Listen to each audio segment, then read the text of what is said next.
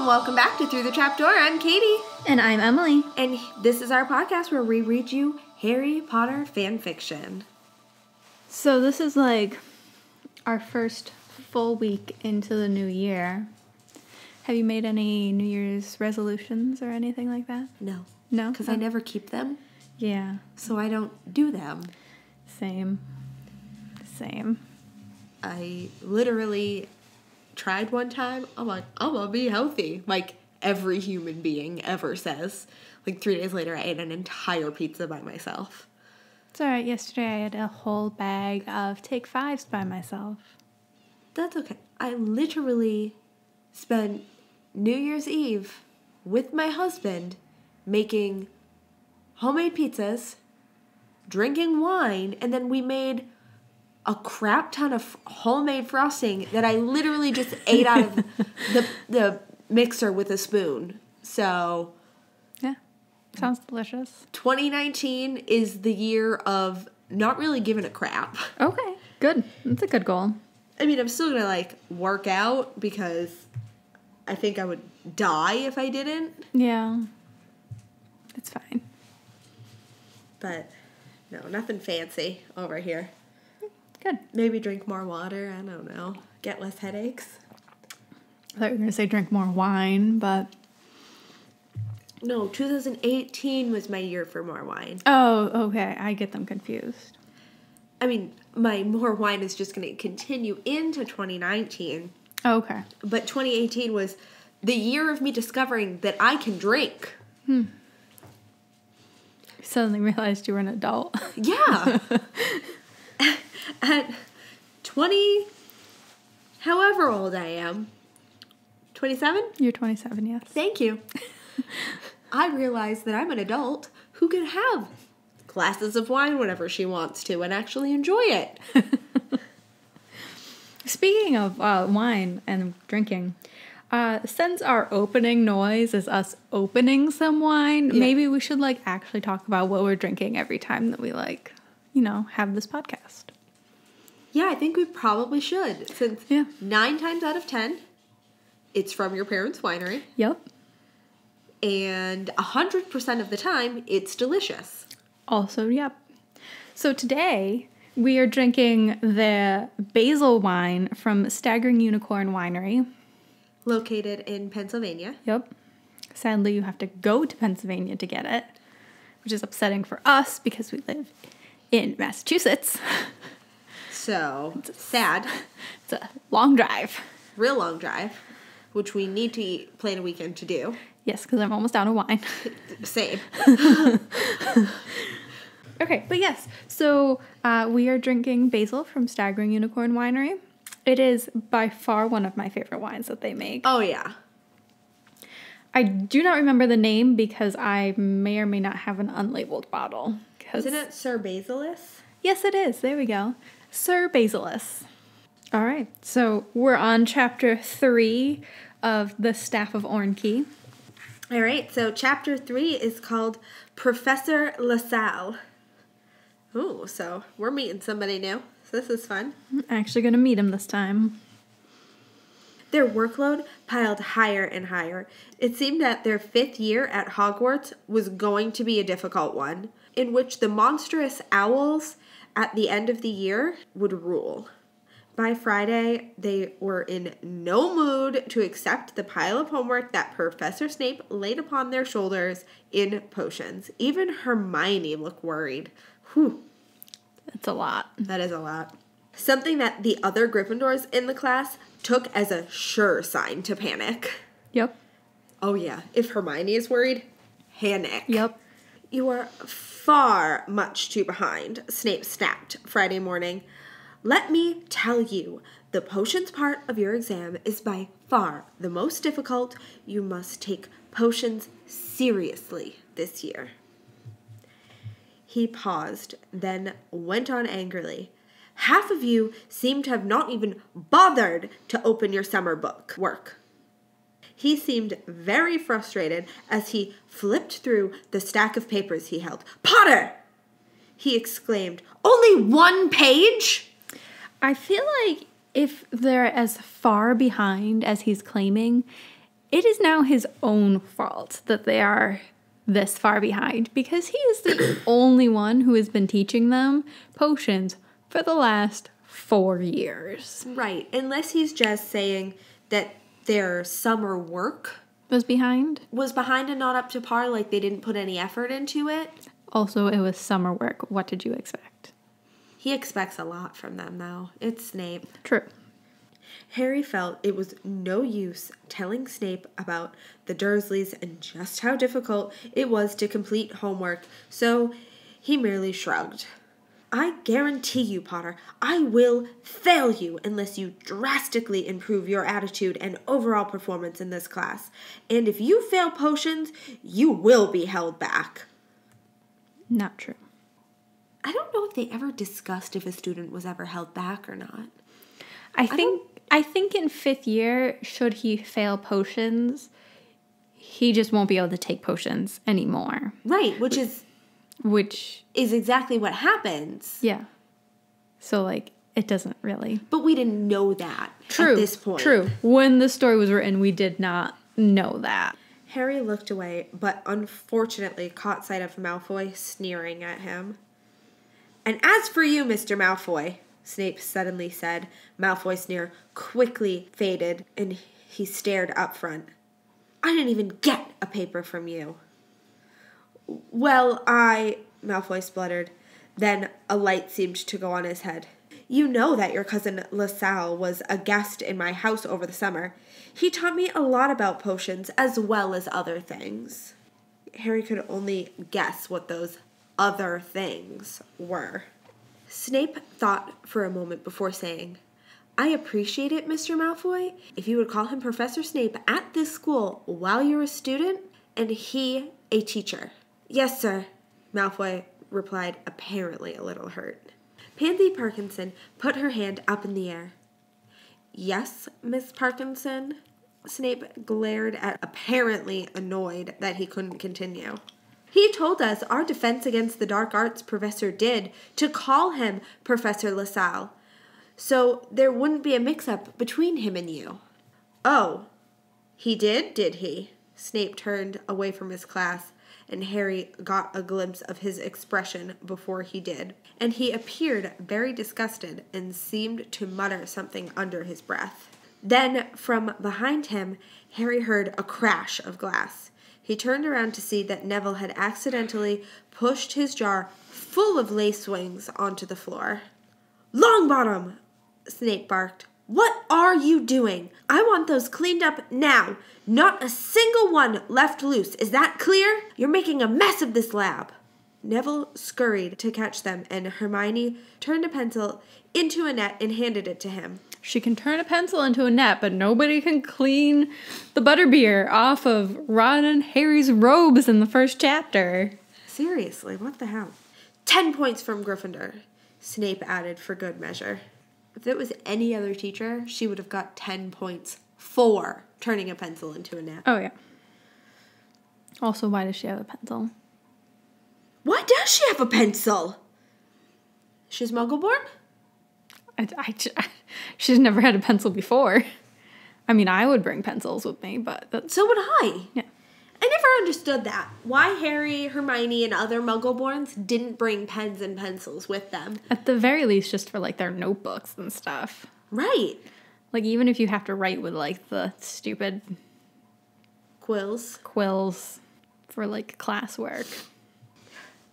They thought that they'd never get out of potions. Poor Neville had his nerves completely frazzled, and Harry, Hermione, and Ron were not too far behind. Whoa, he was being a wicked warlock, Harry commented. He was being a bit more than that. And then Ron said some nasty things. Good. And now we've got another Snape to survive in an hour, Harry said dismally. They ate their lunch in near silence as they thought about their impending doom that assuredly awaited them in defense against the dark arts. Well, there's no use putting it off any longer, Hermione said late during lunch. She only had taken a few bites of her cucumber and mayonnaise sandwich. Okay. It's disgusting. Yeah. I don't think it'll do us any good to be late. Harry and Ron shot up from their seats as they headed towards the classrooms.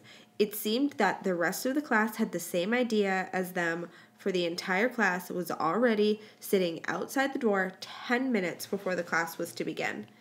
They were speaking quietly about the catastrophe in the morning. Someone even questioned the sanity of Dumbledore and McGonagall for hiring another Snape and even keeping the old one. I never thought about that McGonagall as the deputy headmistress would most likely be involved in the teacher choosing. Yeah, probably. I don't feel like the books make it seem like she really has like any hand in it, but I feel like a regular school system, she would have a hand in it. Absolutely. Or like I feel like the board would like interview people and then give Dumbledore like appropriate candidates. And then right, where in the book world we know that if the board did that, it'd be a bunch of Death Eaters because of Lucius. True. Threatening the rest of the board. True. So, is it 1 o'clock already? Everyone froze. The door to the classroom was open, and Salazar Snape stood in the doorway. Well, if you're all so eager to begin, we will. And he disappeared into the classroom. With a groan, they all stood up and filed in. Harry and Ron headed for the back seats, but others had the same idea and beat them to it. Neville had raced in and actually pushed aside someone to get a back corner desk. Very uncharacteristic for Neville. Yeah, but I feel like after having dealt with Severus... Oh, yeah, I probably would have done the same thing. Yes. After they had all found their seats, Harry, Hermione, and Ron, unfortunately, towards the front of the room became dead silent, and they all just watched as their professor grabbed a stack of parchment and began handing them out. This is to test how well you did your summer reading, Salazar said in a loud voice, very unlike the soft, menacing voice of the potions master, but intimidating all at the same time.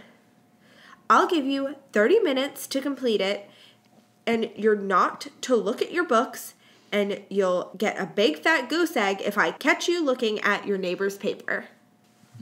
I feel like he's trying to be really like hard and like secretly in like 4 or 5 paragraphs he's gonna be like, LOL, I'm really fun. Right, that's how I feel too.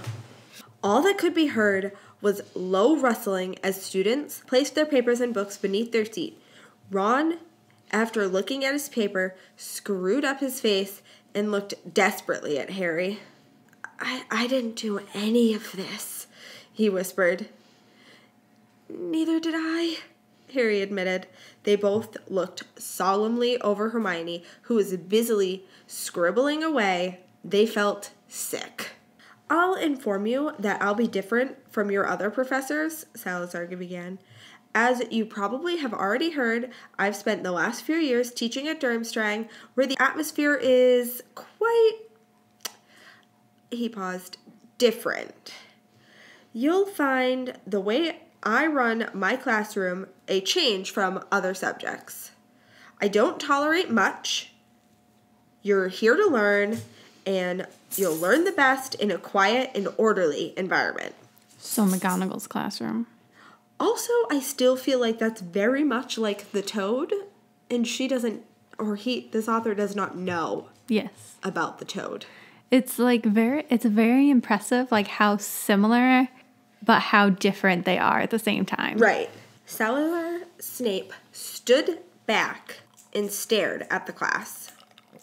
He frowned at Ron, who had quickly turned away from Hermione. One practice I've brought with me is the use of a sneakerscope during testing. If you don't know what a sneakerscope is, you can learn during my first year's class. He reached into his robes, which were simpler than the robes he had been wearing at the feast, yet still rather lavish. And he pulled out a small sneakerscope and he placed it on the desk. I'll know if one of you has decided not to answer honestly. I feel like he's being very judgmental for knowing that the last 4 years, at the very least, they have had a different professor. So there's been no standard of teaching. Like, Right. who knows what they've learned? Like, it would not surprise me if they didn't know anything about this object that I'm suddenly, like, producing. Right. We know what it was at this point because Ron got one for Harry in Egypt. Yes. But rude. Yeah. But also, they would have known what a sneaker scope is anyways because of Mad Eye, a.k.a. Barty Crouch Jr. True. But, like, they didn't learn about that until their 4th year, whereas he's teaching it to first-year students. Like, Right. I just feel like he's not taking into account that there's, like, a learning gap. Right. Damn, Ron spat under his breath. I already hate this guy. Harry just sighed and stared down at the questions. His mind went blank. He now wished that he had completed the assigned work, as did the rest of the class, excluding Hermione. Of course. 10 stressful minutes passed in which Harry had managed to only answer 2 questions when there was a piercing shriek. The sneaker scope was madly whirling and spinning. Salazar had been seated at his desk and he looked up sharply. All the students bent down closer over their papers, and if they weren't writing before, they certainly were now. Salazar pushed his chair away, stood up, and with his hand firmly on his staff, he angrily floated between the desks. He passed Harry like a cold storm cloud, and from behind there came the sound of smashing glass. Harry didn't have to look. He put his head in his hands. Neville, he moaned slowly and turned around. Neville sat rigid in his seat while Professor Salazar stood over him reading the paper. The professor wrinkled his brow. So you don't believe there's such thing as dark unicorns and that griffins can be found in Australia? He promptly snatched the paper of a nearby student. Pass up your papers, everyone, he said after a second or two. He didn't take his eyes off the papers as he headed towards the front.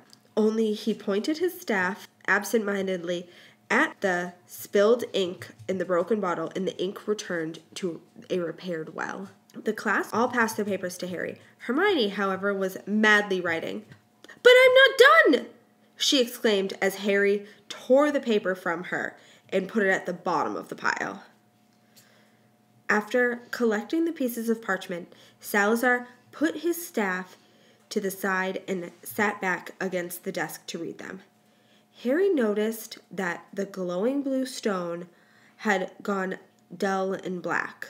"Harry Potter?" Harry braced himself. "Only 2 questions." Tisk, tisk. Deja vu, Ron whispered into Harry's ear. "My cousin told me to keep an eye on you. Is it true you're a bad student?" Harry wanted to say something horrible, but he stopped himself.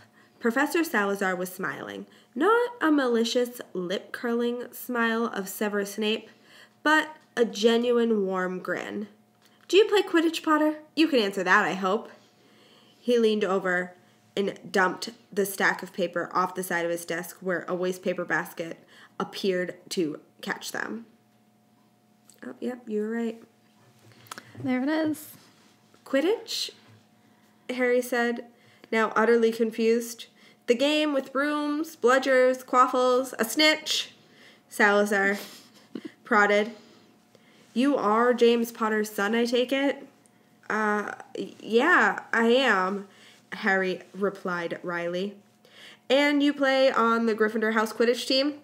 "Yeah? Then I understand completely," Salazar stated while nodding. Harry and Ron stared at each other. "Is he trying to be friendly?" "It's got to be a trick," answered Ron. The room was silent as Salazar seemed to be studying them all. "You all look like death warmed over," he finally stated. How about if I take attendance? He said slowly. That won't be going too quickly for you, will it? I understand that you're all Gryffindors, and I'll try to take that into consideration. He paused and grinned at the gaping students. What is he doing? Ron hissed. Is this Snape? I am a Snape. Is that what you just asked, young man? Salazar broke in. Are you Ron Weasley? Severus told me all about you, too. Ron waited before replying. Yeah, I'm Ron Weasley. I guess it wasn't until book 6 that we found out that Snape was a half-blood. Correct. Okay, so that would make sense. What, she named him Snape? Yes. Even though Snape was his muggle father's name? Yes. And Prince was his witch mother's name? Yes. Yeah, I already thought about that. And then I went, crap, we didn't find that out till book 6. Yes. Well, Mr. Weasley, why would you ask such a question? Ron looked at Harry, then Hermione. Well, you're acting nothing like Professor Snape. Old Snape? I mean, our potions professor? I should hope not, Salazar stated.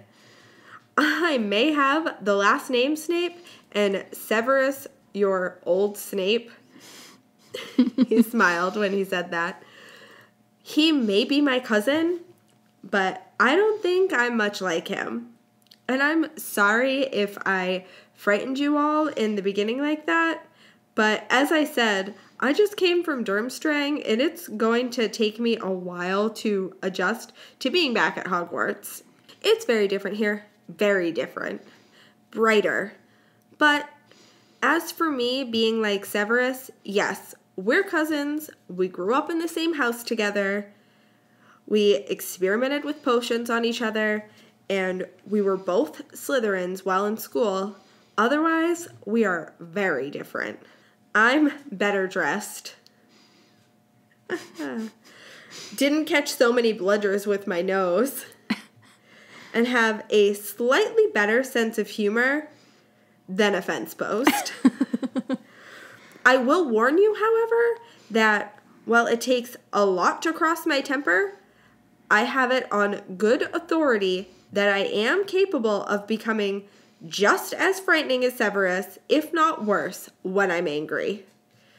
So just keep that in mind if you plan on breaking any rules in my classroom or doing anything remotely similar to what I did while I was here. Got that? Good. Now a word on my name. Salazar jumped up onto his desk and sat cross-legged. Oh, yep, there it is. You don't have to call me Professor Snape. With my cousin teaching here, 2 Professor Snapes will get confusing very fast.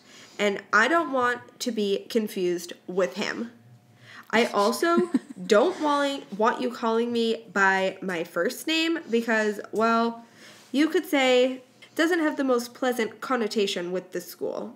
That and one of my previous schools I taught at in the States, they had never heard the name Salazar before and actually found it extremely humorous. So I prefer to be called LeSal.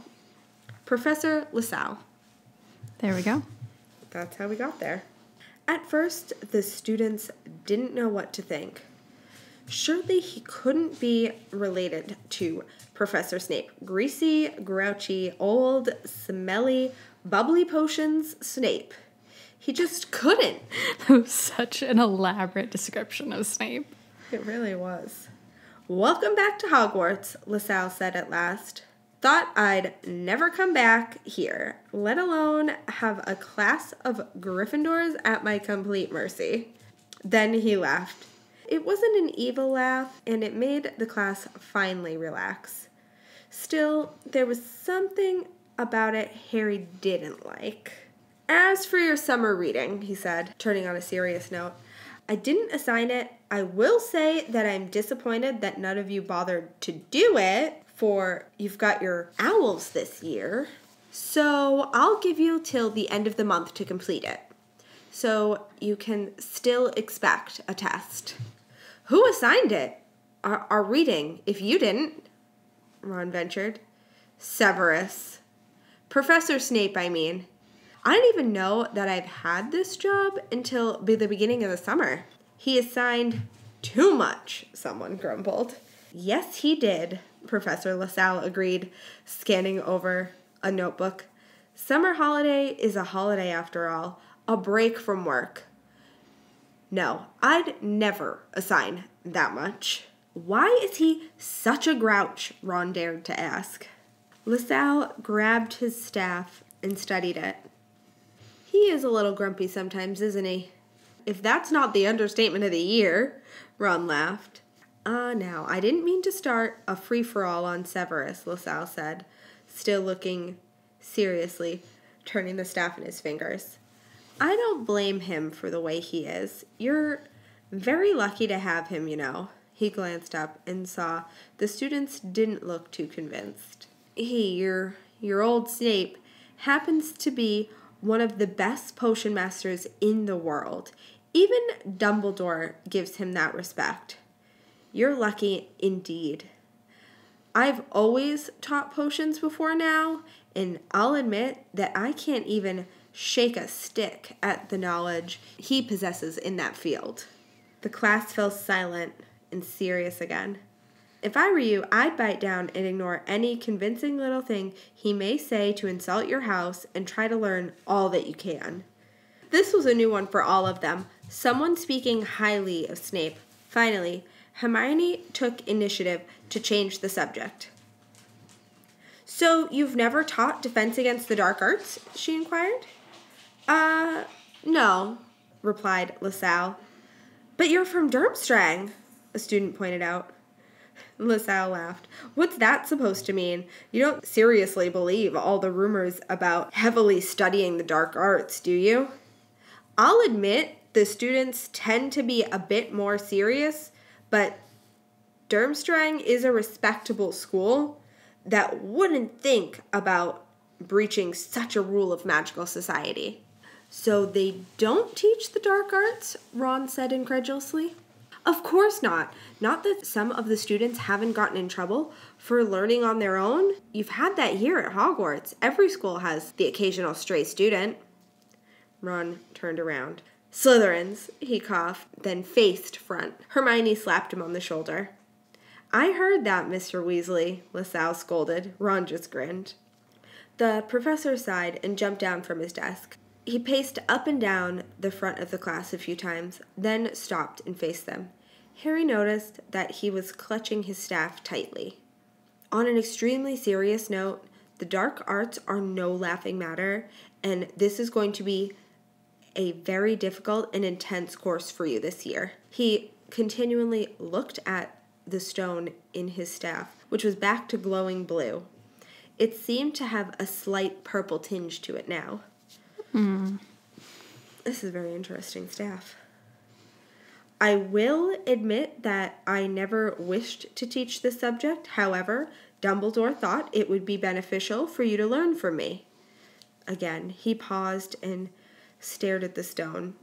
When he resumed speaking, his eyes did not waver from it. This will be a difficult subject for me to teach you, but I highly suggest you listen and try to take in all that I am going to try and pass to you.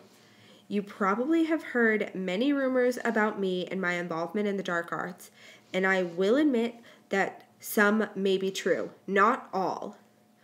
I have first-hand experience with just how dangerous, how harmful using dark magic can be.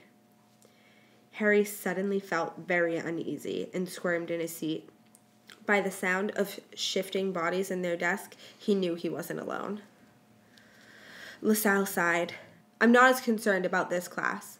I will tell you that warning Gryffindors about the evil of the dark arts is probably preaching to the choir. You're the least of my worries this year, yet that won't excuse you from my lessons. Hufflepuffs. Yeah. Hufflepuffs. Yeah, they're the ones that, do not need any lectures on the dark arts ever. Straight up lecture the Slytherins and the Gryffindors, because, we want to take over the goddamn world. Yep. So we'll do whatever we can Yep. to take over the world. Accurate. They all knew what class would be the main concern. Now for the horrible news.